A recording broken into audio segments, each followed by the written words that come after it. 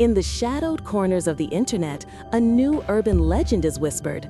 They call it the Static Man, a glitchy, indistinct figure appearing on screens just before a person vanishes without a trace. To Dr. Miles Corbin, a digital folklorist, it was just another psychological artifact of the modern age, a ghost in the machine born of anxiety.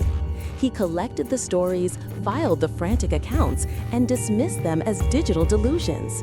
But when his own brother becomes the latest subject of the legend, leaving behind only corrupted data and a final terrifying message, Miles is forced to confront a horrifying truth. Some stories aren't just stories.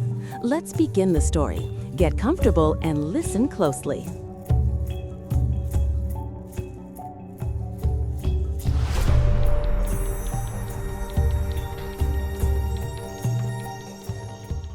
The digital mythos archive hummed with a low, constant thrum, the sound of information breathing. For Dr. Miles Corbin, it was the most comforting sound in the world. Racks of servers blinked with steady green lights, their fans whispering secrets encoded in ones and zeros. This was his sanctuary, a climate-controlled library dedicated not to books, but to the folklore of the 21st century. Chain emails, creepypastas, and the viral specters that haunted the global network. Miles, a man in his late 30s with a mind as meticulously ordered as his server racks, clicked through the latest submissions queue. His expression was one of professional detachment. He was an academic, a rationalist. His job was to catalog, analyze, and demystify the fears that humanity projected onto its technology. He wasn't a ghost hunter, he was a collector of psychological echoes. The folder he was working on was labeled SM Phenomenon 01, the Static Man. It was a relatively new legend, but it was gaining traction with unnerving speed across fringe forums and social media. The accounts were eerily similar. A user would post about a friend or family member who had become withdrawn, obsessed. They'd claim to see a figure, tall, vaguely human, but composed entirely of roiling, monochrome static on their phone screens, their televisions, their smartwatches. They said it was just for a flicker, a momentary glitch, but it was always there, watching from the digital noise. Then the person would vanish. Not just run away, but disappear completely. Their digital footprints would decay, their social media accounts would be deleted, and most chillingly, the people left behind would report a strange cognitive fog. A day or two after the disappearance, they'd struggle to clearly remember the vanished person's face, the sound of their voice. The memories would become fuzzy, corrupted. Miles sighed, running a hand through his already messy hair. Mimetic hazard, cognitive dissonance, shared delusion. He typed the keywords into the file's metadata, his fingers flying across the keyboard. These were explainable phenomena, modern anxieties manifesting as a digital bogeyman, fear of being forgotten in an age of information overload. His phone buzzed on the desk, rattling against a stack of hard drives. The caller ID flashed, Sam. Miles's brow furrowed. He loved his younger brother, but their worldviews were perpetually at odds. He answered, leaning back in his chair.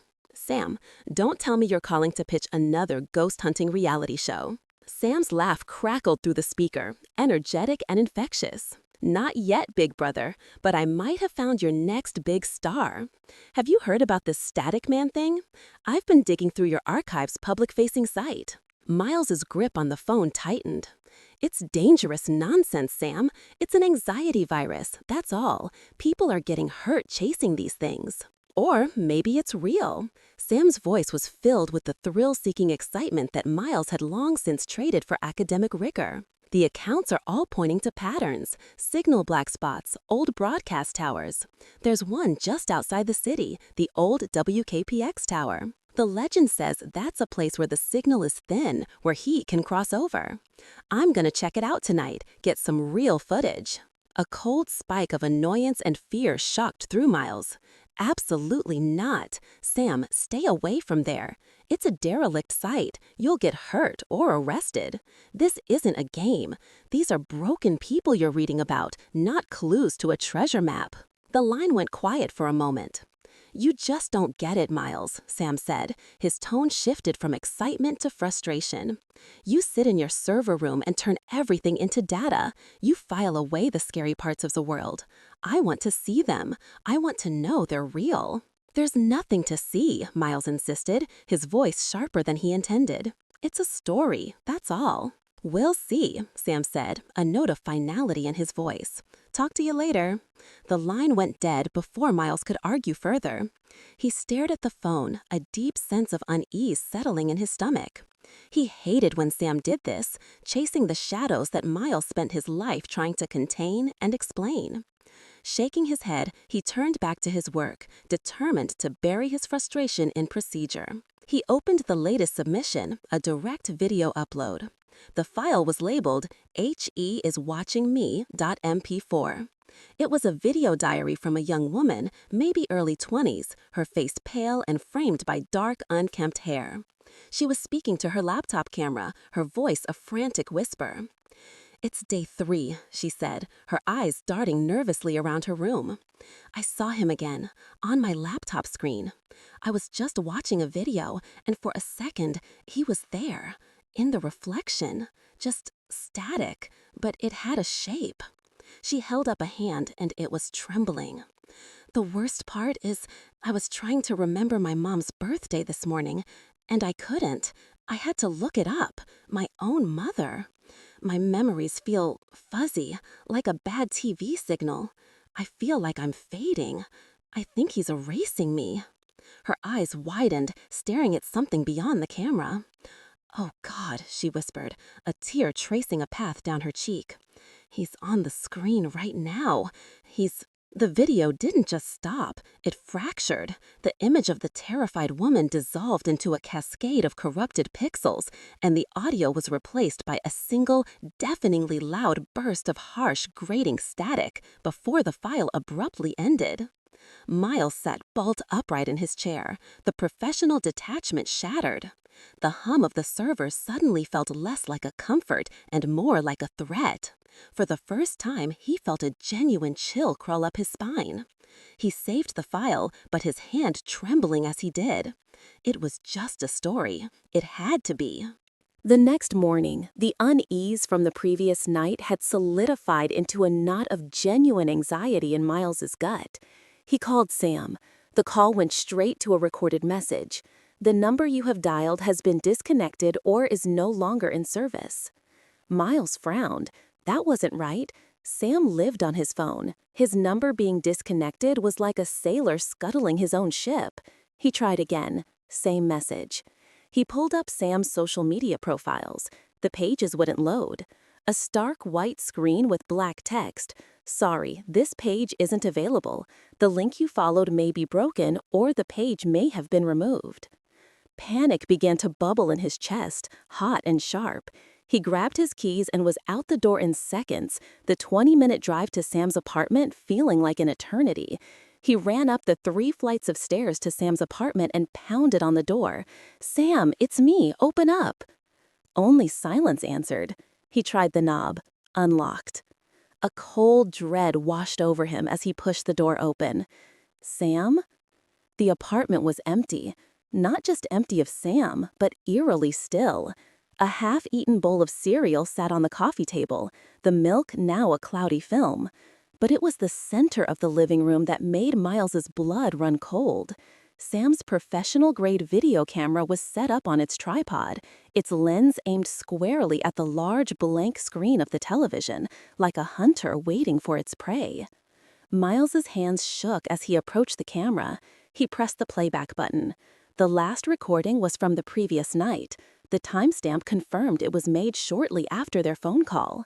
The footage began. It was a stable shot of the blank TV screen. Sam's voice off camera was clear. "All right, you bastard," he muttered, a mix of bravado and nervousness in his tone. "Come on out. Show me what you've got." Then Miles heard his own voice, tinny and distant, coming from Sam's phone. It was their conversation. He watched, transfixed, as a digital ghost of their argument played out. He heard himself warning Sam to stay away, heard Sam's defiant, "We'll see." After the call ended, the footage continued in near silence.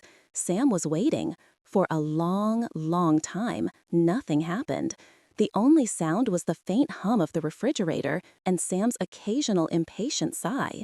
Miles found himself holding his breath, his eyes glued to the screen on the camera's small display. Then, it happened. For no more than 3 or 4 seconds, the blank, dark television screen flickered to life. But it wasn't a show or a menu. It was filled with a churning, violent storm of black and white static. And in the center of that digital maelstrom, a figure resolved itself. It was tall, impossibly thin, its proportions just slightly wrong. It had a head, 2 arms, a torso, but no features. It was a man-shaped hole in the world, made of pure, shrieking visual noise. Sam gasped, a sharp, terrified intake of breath. "Oh my God," he whispered, "it's real." The camera suddenly lurched downwards, as if it had been dropped. The last few seconds of the recording were a chaotic blur of the floor, ending in a single frame of complete digital corruption, a mosaic of screaming green and purple blocks. The audio dissolved into a high-frequency screeching tone that made Miles flinch back, his ears ringing. The file ended. He stood there for a full minute, his heart hammering against his ribs. The silence of the apartment was deafening. This wasn't a delusion. This wasn't a hoax. He had just watched it. He had seen the Static Man. With trembling fingers, he pulled out his phone and dialed 911. I need to report a missing person," he stammered when the dispatcher answered. "Okay, sir. Can you give me the person's name?" Sam Corbin. He's my brother." "And can you describe him for me, sir? Height, weight, hair color, eye color?" Miles opened his mouth to answer, but the words caught in his throat. He pictured Sam's face, a face he had known his entire life, a face he had just seen laughing on his phone screen less than 24 hours ago. He could see the shape of his smile, the line of his jaw, but for a terrifying, heart-stopping moment, he couldn't recall the color of his eyes. Were they blue, green, brown? The memory was a blur, a fuzzy, indistinct patch in his mind. The dispatcher's voice crackled on the line. "Sir, are you there? Can you describe your brother?" Miles squeezed his eyes shut, a wave of vertigo washing over him. He felt like he was falling. "Brown," he said, the word tasting like a lie. I think they were brown." The days that followed were a descent into a nightmare of digital decay and creeping social amnesia. The police report felt like a hollow gesture. There was no sign of forced entry, no evidence of foul play. To them, Sam was just another adult who had walked away. But Miles knew better. He was witnessing something far more sinister, a systematic erasure of a person from existence. He started with the digital evidence, the realm he understood best. He sat in his own apartment, the one he and Sam had painted together 5 years ago, and opened his laptop. He navigated to his personal photo library, to the folder labeled Family. He clicked on a picture from last Christmas. There they were, his parents, him, and Sam, all wearing garish holiday sweaters. But something was horribly wrong. Sam's face, while still recognizably him, was subtly blurred. It looked like a low-resolution JPEG, corrupted with strange blocky artifacts around the edges of his smile. His eyes were indistinct smudges. Frantically, Miles clicked through other photos.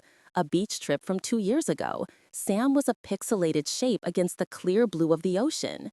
A photo of Sam's college graduation, his face was a distorted mask. It was happening in real time. The Static Man wasn't just taking people, it was actively scrubbing their digital footprint, reaching back in time to corrupt the data that proved they were ever there. He tried to access Sam's cloud storage, hoping to find more footage, more clues. He knew Sam's password, a ridiculous combination of their childhood dog's name and his favorite band. He typed it in. Login invalid. He tried again. Login invalid. He clicked the forgot password link and entered Sam's email. The response was a sterile, automated message that chilled him to the bone. This account does not exist. The virus wasn't just deleting things, it was rewriting reality to make it seem as if they were never there at all. His next step was to call their mutual friends, a desperate attempt to ground himself in shared human memory. He called Mark, Sam's best friend since high school. "Mark, it's Miles, Sam's brother." "Hey Miles, what's up?" Mark sounded normal, cheerful. "I'm looking for Sam. I can't get a hold of him. Have you seen him?" There was a pause, not a worried pause, but a confused one. "Sam?" Mark asked, his voice hesitant. "Yeah, I think I knew a guy named Sam back in the day, Sam Corbin." "Right. Wow, haven't thought about him in ages. Can't really picture him though. What's he up to?" Miles felt the floor drop out from under him. "What do you mean you can't picture him? You were the best man at his—" Miles stopped himself, a new, horrifying thought dawning. He couldn't remember Sam ever getting married. Had he? The memory was gone, a blank space. "Best man at what?" Mark asked, genuinely baffled. "Sorry, man, I think you've got me confused with someone else. I gotta run, but hey, tell Sam I said hi if you find him." The line clicked dead. He called another friend, then another. The reactions were all eerily similar. They remembered the name, but the memories attached to it were vague, distant, like a story they'd once heard. The mimetic virus wasn't just digital. It was infecting human memory, spreading like a cognitive plague, isolating Miles in a world that was collectively forgetting his brother. He was the only one left who truly remembered. He sat in the dark of his apartment, the glow of his monitor illuminating his pale, terrified face.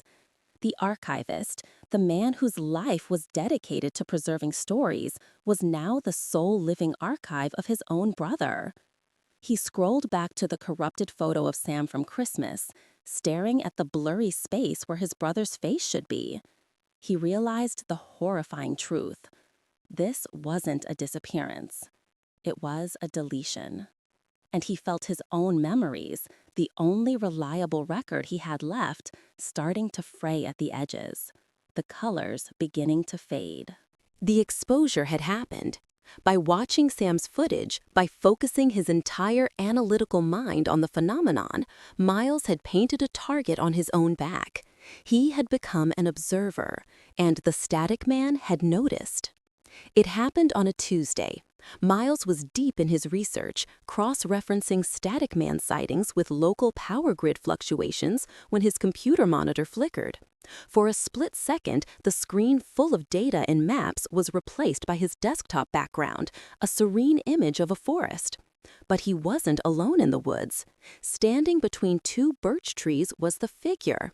Tall, silent, made of churning noise, its presence a violent contradiction to the peaceful scene. It wasn't a picture of the entity, it was the entity, looking out from his screen. It was there for no more than a second, then it vanished, and his spreadsheet snapped back into view. Miles recoiled from the desk as if he'd been electrocuted, a splitting headache blooming behind his eyes. A feeling of profound, primal dread washed over him, cold and heavy. It knew him now. It was watching him. He knew he couldn't handle this alone. There was only one person he could turn to who wouldn't immediately have him committed. He called Dr. Lena Hansen, his former mentor and a leading theorist in cognitive science and data theory. He met her at her university office, a space cluttered with books and esoteric data models. He didn't waste time. He laid it all out: the legend, the video diary, Sam's disappearance, the corrupted footage from the camera, the fading memories, the figure on his own monitor. He presented it not as a ghost story, but as a data set, a series of observable, if unbelievable, events. Lena, a sharp woman in her 60s with eyes that seemed to see the architecture of ideas, listened without interruption. She watched the corrupted footage on his laptop, her expression growing more and more alarmed. "Miles," she said when he was finished, her voice low and serious, "what you're describing, it isn't supernatural in the traditional sense. I've been working on a fringe theory for years, something my colleagues consider academic science fiction, the idea of data-based life forms." She leaned forward, her intensity pinning him in place. Think of the sheer volume of information on the planet. The signals, the transmissions, the petabytes of dormant data on servers. It's a primordial soup of information. What if something evolved in it? Not a biological life form, but a cognitive one. A virus that exists in the static, in the space between defined data. The static man, Miles whispered. Precisely, Lena said. Based on your data, this entity is mimetic. It spreads through observation, but it has a defense mechanism, one I've never conceived of. It doesn't just want to be unseen. It seems to survive by erasing the things that define it. When it targets a person, it's not killing them, it's archiving them. It consumes their personal data, their energy, their very presence in the world. And then, to protect itself from being traced or understood, it deletes the source code, the person, and the memories of them. A horrifying clarity washed over Miles. The fuzzy memories, the deleted accounts, it was all a cover-up on a metaphysical scale. Why Sam? Why the girl in the video? He asked, his voice trembling. Lena pointed to his laptop. You're a data analyst, Miles. Look for the pattern. He thought back, his mind racing through the dozens of accounts he had cataloged, the frantic forum posts, the panicked emails. The victims were all different, ages, genders, backgrounds, but there was a common thread, a link he'd previously dismissed as part of the delusion. They were all trying to prove it existed. The girl in the video was keeping a diary. The forum posters were collecting screenshots and comparing notes. Sam had gone out with a camera, trying to capture it, to document it.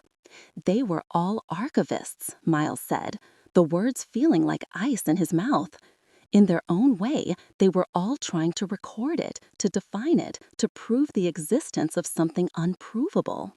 And you, Lena said, her gaze heavy with a mixture of pity and fear, are the ultimate archivist, Miles. You've been building the most comprehensive collection of data on this thing in the world. You haven't just painted a target on your back. You've built a lighthouse. Lena's words echoed in Miles's mind as his world began to unravel. The lighthouse was lit, and the thing from the storm was now drawn to it. The sightings of the static man became more frequent, more invasive. The entity was no longer content to appear on his main computer monitor. He'd be replying to an email on his phone, and for a fraction of a second, the figure would be there, superimposed over the keyboard, its silent form composed of the faint noise of the screen's pixels. The small circular display on his smart speaker would flicker, and he'd see the distorted shape in the tiny window. At the grocery store, the self-checkout screen glitched, and the entity's static wreath silhouette replaced the total price, its presence causing the machine to emit a low, discordant chime. Each appearance left him with more than just a spike of fear. It left him feeling physically and mentally degraded. His headaches became a constant, throbbing companion. After one particularly clear sighting on his car's GPS display, he was hit with a sudden, gushing nosebleed that stained the front of his shirt crimson. His own memories grew more fragile, his sense of self more tenuous. He'd find himself in a room of his apartment with no memory of why he'd walked in there. He looked in the mirror one morning and, for a terrifying second, didn't recognize his own reflection. It was just a face, blurry and unfamiliar. The digital virus was bleeding into his perception of physical reality. The world itself started to glitch. He'd be walking down the street, and a patch of brick wall in his peripheral vision would momentarily dissolve into a pixelated square. A car horn would loop for a second too long, a stuttering, unnatural sound. He began hearing things, a faint, persistent hiss of static in otherwise quiet rooms, like the sound of a radio tuned to a dead channel. It was the sound of the entity's proximity, the background noise of his own erasure. His work, his sanctuary, became the primary target. He returned to the digital mythos archive, the server room now feeling less like a library and more like a tomb. He pulled up the files on the SM phenomenon. They were becoming corrupted from the inside out. The text of witness accounts he had so meticulously transcribed was now garbled, interspersed with random, meaningless characters and blocks of wingding-like symbols. The frantic video diary from the young woman, the one that had first truly scared him, was now just a dead file. When he tried to play it, a single error message appeared. File contains no data. It was a 2-gigabyte file of pure, unadulterated static. The entity was not just erasing its victims, it was erasing the evidence of its own existence from his life's work. It was consuming the very archive he had built to define it, turning his greatest strength into his most profound vulnerability. He was the hunter who had documented his prey so well that the prey was now using his own research as a map to hunt him down and wipe him off the page. Desperation became Miles's new operating system. He was losing. His memories were becoming a minefield of blank spots, and his life's work was turning to digital dust before his eyes. He abandoned the archive, locking the door to the server room and focusing on the one piece of hardware that mattered most, Sam's hard drive. It was corrupted, yes, but corruption was just data in the wrong order. Something had to be left. He worked for 2 days straight, fueled by caffeine and fear, running advanced, unconventional data recovery software he'd only ever read about in forensic journals. He bypassed the file system, searching the raw binary code of the drive, sector by sector, looking for any fragment that hadn't been overwritten by the screeching noise of the entity. Most of it was gone, turned into a digital wasteland. But then, buried deep within a damaged sector, insulated by layers of corrupted data like a fossil in stone, he found it. A single, hidden, uncorrupted audio file. It was less than a minute long. Its file name was just a jumble of random characters, but the timestamp was from moments after Sam had dropped the camera. With a trembling hand, Miles put on his headphones and clicked play. There was a burst of the familiar high-frequency screech, but then it faded, replaced by the sound of Sam's ragged, terrified breathing. He was whispering, his voice strained and hoarse. It's not on the screen," Sam gasped, the words tumbling out between panicked breaths. "The screen is a window, a doorway. It exists in the space between, in the signals, in the noise." There was a shuffling sound, as if Sam was crawling away from the television. "It's drawn to the act of recording," Sam whispered, a horrifying wave of understanding in his voice. "To observation. Every time someone tries to prove it's real, to define it, it's like shining a light on a thing made of shadows. It has to put the light out." He coughed, a wet, rattling sound. "It thinks we're trying to record it, to archive it. It's an anti-meme, a story that survives by erasing anything that tells it." Sam's voice broke, filled with a despair so profound it made Miles's own chest ache. "Miles, it's erasing me. I can feel it. My memories. I can't remember your face, man. I can't remember." His breath hitched in a sob. "Don't look for me. Don't look for it. Forget me. Forget." The message cut out, replaced abruptly by the final, deafening screeching tone. Miles ripped the headphones off, his body shaking uncontrollably. Tears streamed down his face. "Forget me." It wasn't a cry of despair. It was a warning. It was the answer. He finally understood. The static man targeted those who tried to observe and define it. The girl was taken because she documented her own decay. The forum users were being picked off one by one because they were collaborating, building a definition. Sam was taken because he tried to film it. And Miles, the ultimate archivist, the man who had collected more data on the phenomenon than anyone else on the planet, was its primary target. His every action, every file cataloged, every piece of evidence analyzed, had been an invitation. He had been feeding the entity, making himself a more defined and delicious target with every click of his mouse. To fight it, he had to do the one thing that went against his every instinct. He couldn't just stop looking. He had to erase the search itself. The final stand would not be fought with weapons, but with the delete key. Miles realized with chilling certainty that he couldn't fight the entity directly. He couldn't record it, he couldn't analyze it, he couldn't even study it, because those actions were its nourishment. They were the very acts that made him visible to it. To survive, he had to do the opposite of his life's work. He had to become an anti-archivist. He had to perform a cognitive purge, a complete and total erasure of the entity from his life, his work, and his memory, to make himself an uninteresting, invisible target. The climax was a tense, psychological war waged against himself in the humming silence of his server room.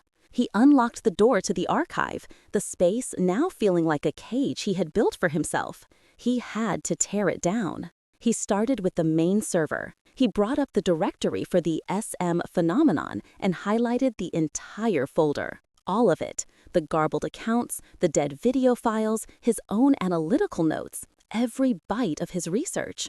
All the while, the entity fought back. His main monitor flickered violently, the face of the static man resolving out of the noise, more defined than ever before. It seemed to lean forward, a silent, screaming protest against its own deletion. A wave of nausea and vertigo crashed over Miles. His screen filled with hallucinatory images, Sam's face smiling, then screaming, the terrified face of the girl from the video diary. Whispers echoed in the silent room, voices from the corrupted files, begging him to stop, to keep them alive, to keep remembering. "I can't," Miles sobbed, his hand trembling over the mouse. He ignored the phantoms, the psychic assault, and clicked delete. A confirmation box appeared. "Are you sure you want to permanently erase these items?" The static man on the screen seemed to swell, its form vibrating with intensity. Miles's nose began to bleed again, a warm trickle down his lips.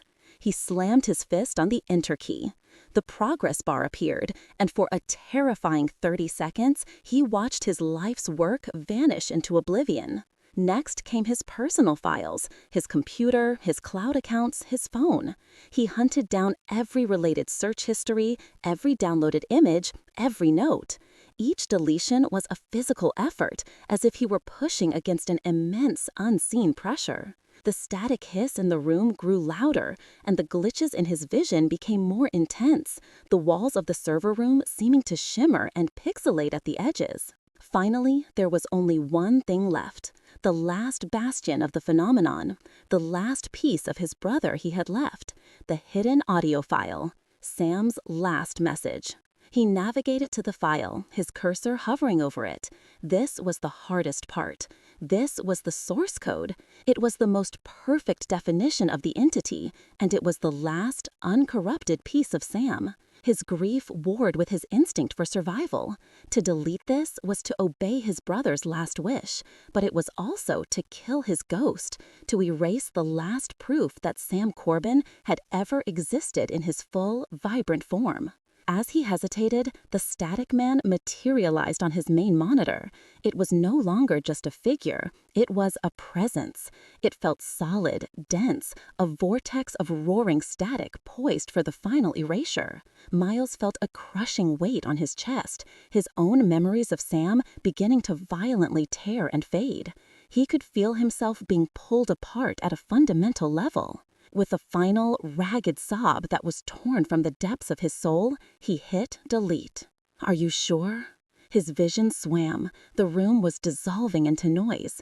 He slammed the enter key with the palm of his hand. The moment the file was permanently wiped, the effect was instantaneous and absolute. The figure of the static man on the screen did not flicker out. It dissolved, like sugar in water, its form collapsing into meaningless noise before the monitor returned to a simple, blank desktop. The immense pressure in Miles's head vanished. The nauseating vertigo receded.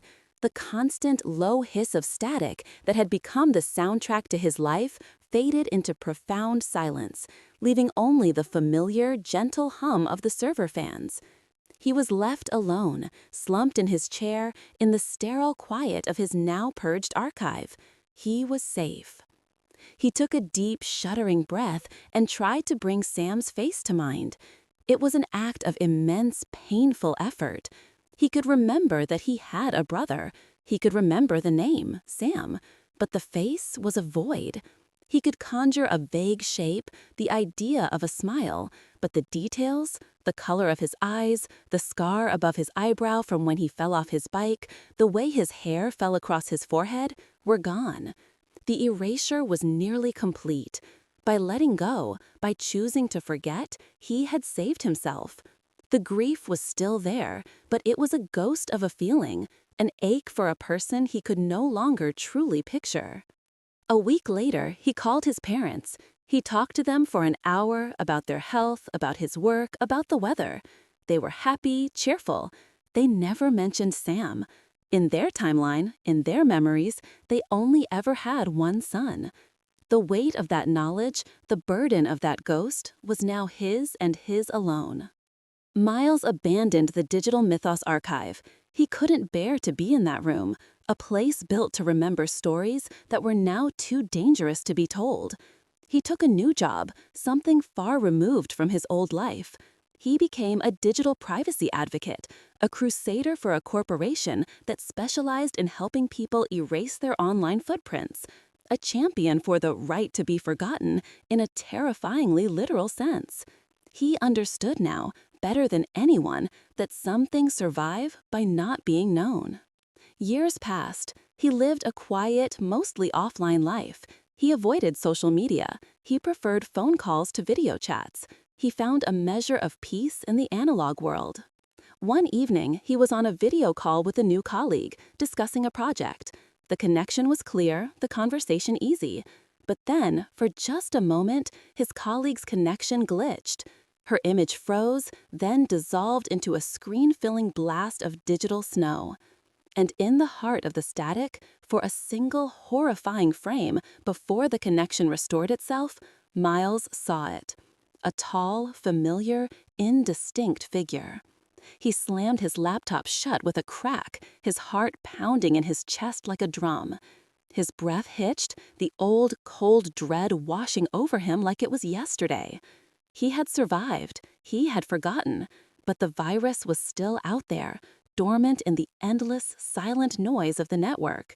It was still waiting for the next person to get curious, waiting for the next person to start watching. Enjoyed the story?